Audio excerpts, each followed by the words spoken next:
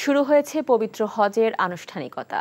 মক্কার পবিত্র কাবা শরীফে প্রারম্ভিক তাওয়াফ শেষে লাখো মুসল্লি পৌঁছেছেন তাঁবুর নগরী মিনায়।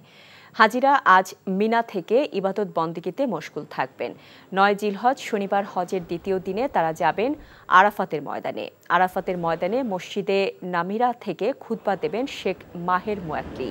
আরাফাত ময়দানের খুতবা ও ইবাদত শেষে প্রায় ৮ কিলোমিটার দূরে মুস্তালিফায় হাজিরা রাত্রি যাপন করবেন।